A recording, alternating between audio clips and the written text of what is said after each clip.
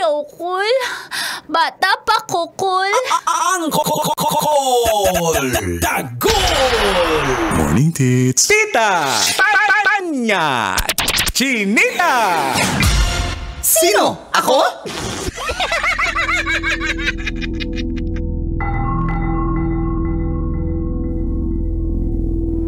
Magandang araw.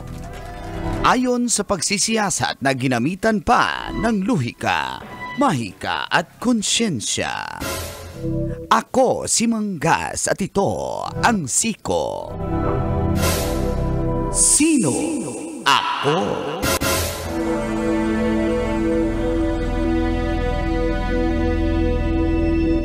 Pumanaw na sa edad na 48 o 48 ang Taiwanese actress na si Barbie Hsu dahil sa sakit na pneumonia na epekto ng pagkakaroon ng influenza. Nag-celebrate si Barbie kasama ang pamilya niya sa Japan noong Chinese New Year. Doon lamang nakaraang linggo at dito na nagsimula na sumumpong ang hika ng aktres hanggang sa ito'y lumala. Naisugod pa siya sa ospital. Subalit, binawian rin ng buhay ang aktres. Nagdesisyon ang naulilang pamilya ni Barbie na ipakremate ang kanyang mga labi sa Japan bago ito iuwi sa Taiwan para sa idaraos na memorial service. Naulila ni Barbie ang dalawang anak nila na kanyang ex-husband na si Wang Xiaofei na isang aktor at DJ. Isang 9 na taong babae at isang 7 taong gulang na lalaki. Sumikat ng gusto si Barbie sa Pilipinas dahil sa karakter na Sanchay na ginampanan niya sa phenomenal hit drama series na Meteor Garden. Ikaw, kabisyo,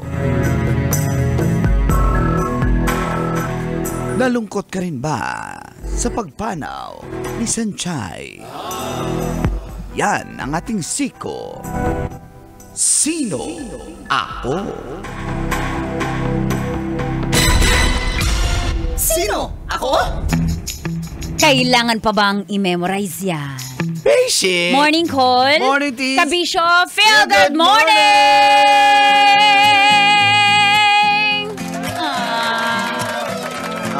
Yan mga nostalgic, ika nga. Mga national anthem natin ng mga panahon na yun. National anthem ng batang 90s. Good morning sa mga ay nakikiramay, no? Dahil very iconic ang karakter ni Sanchay. Yes, bahagi siya ng buhay ng mga millennials. Hindi kumpleto ang ating pagkabata nang wala sila sa ating memory. Totoo Core yan. memory. F4 with Sanchay. Tapos dati nagtatalo pa tayo kung ano ba sila. Japanese, Chinese. O kasi basta hindi natin maintindihan. Basta, basic Chinese yun. Oo, pero Taiwanese pala sila. No, nakakalungkot man pero that's life. ganun talaga ang buhay. Yung mga surprises na hindi natin gusto. Ano mo, nag-expect pa naman Ba't ako na magkaroon sila ng reunion dito sa Pilipinas. Manonood talaga ako. Bibili ko isang buong ticket ng Sabi ko na yung business mo bibilin mo lahat, tas ang mahal ng benta mo. Sabi ko na ikaw yun na scalper ako. Scalper ka pala, Mang Kanor. Pero totoo, yung mga batang 90s, ito yung kinagigiliwan natin. Taong 2003 nung nilabas to. Yan ang pang-alis natin ng stress ng mga panahon na yun. Wala pang digital world nun. May cellphone man, pero bihira lang maloadan. Oo, walang internet, walang web. Wala pa kayo internet nung panahon na yun. Meron na ako Asan ka ba nun? Ha? Saan ka? Wala rin akong kachat kasi wala namang internet. Diba? Wala magre-reply Kaya nga galing mo talaga, Mang Kanor. Sayang naman. Pero totoo, yung mga nalulungkot at ang pinaka-fan na fan, siyempre ang idolo ni Tita sa F4C, Damang Kaya nga nauso yung... Ayun ka mukha ko? Damang sugat. Daming suka. Daw mong sumpa. Diba? Ang daming nausong parody. Sa Pinoy, no? Sa Oo, Pinoy, ang parody. daming naiisip eh. Basta mang kanor, puro kalokohan. Basic. Daming syuta. Basic! Basic. Nakakalungkot man, pero ganun talaga. That's life. Again, mga batang 90s. Mapapanood pa naman eh, di ba? Oo, meron. Si Mang Kanor ba pinanood niya na ano? Ano yun eh? Forward Or versus Sailor Moon, di ba? Iba ba yun? Iba ba yun? Iba yan!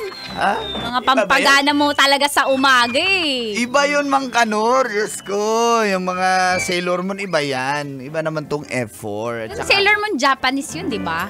Blurred eh. Yung Sailor Moon? Yung F4! Nakapalda. Yung Sailor Moon? May bandana sa may bandana sa ulo. Yung F4. Yung Sailor Moon? Iba yan! Corona pala yun, nasa ulo niya. Corona ng Sailor Moon. Nang F4. Bongga, sabi niya. Sabi na Sailor Moon. Sabi niya wala na F4. sinasabi na.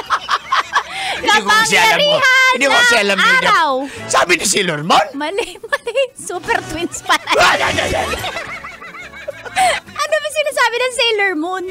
Oh, yun. Ano sinasabi? Japanese, hindi ko maintindihan. Yamate! Iba yun. Uy! Yamate kadasai! Sabi ni Sailor Moon? Sabi ng F4.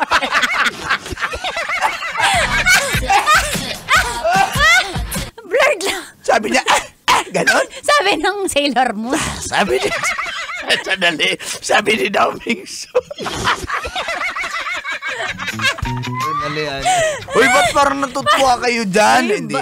Sa Sailor Moon. Sa F4. Siyempre ako natutuwa din. Pinakamagandang kanta nila. Oh, baby, baby, baby. Kanta ng people? Before. Kanta ng Sailor Moon. I'll let you go. Kanta yan. Sa F4? Ng Sailor Moon. Kulay blue yung palda nung favorite ko eh. Kasi Sailor Moon? Ng F4. Ng F4. Ayun na. Make up na. Mag-make up na daw. Sabi ng Sailor Moon. Sabi ni Paul. Uy, makahubad ba to? Ay! Iba yan! Hindi, nagpapalit ng damit eh. Yung Sailor Moon. F4. Oh. Ang ganda ng hair eh, no? Long hair eh. Long hair yung Sailor Moon? Yung F4. Uso yan sa mga kalalakihan kasi. Dahil sa F4. Dahil sa Sailor Moon. Ay, buka. Tumaas yung palda niya, lumipad. Nang Sailor Moon? Ibig sabihin yan, ha? Nahanginan yung palda. Ng Sailor Moon? Ano? Palda ng F4. Binugahan ko para umangat yung palda niya. Ng Sailor Moon. Ng F4. Sailor Venus yung favorite ko. Oo. Yung sa Sailor Moon? Sa F4.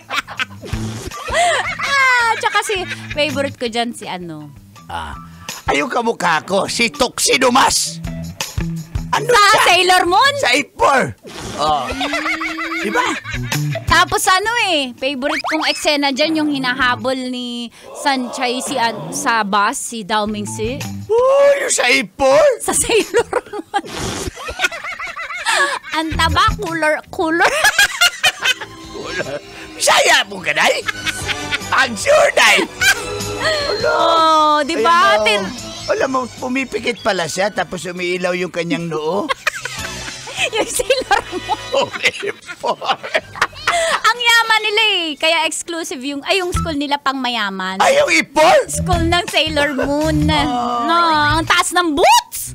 Na Sailor Moon? Ni Dao Mingsi. Uy, meron pang gloves. Yung tawag dyan? Tama, gloves. Yung Sailor Moon. Si F4. Si F4.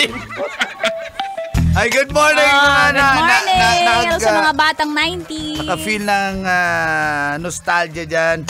Ayan, lalo na si Direk Phil at si Ma'am Tonet na suki-suki pag nasa sasakyan at Direk Phil Cruz, palagi naka-tune in sa atin yan. Salamat po at mga Grab drivers natin. Yes. Mga pa-shoutouts Mamaya po isa-shoutout natin yan, okay? Yes! Tuloy-tuloy lang inyong pakikinig mga kabisyo sa istasyong number 1. Ito po ang 90.7 Love Radio! Kailangan ba bang i-memorize yan?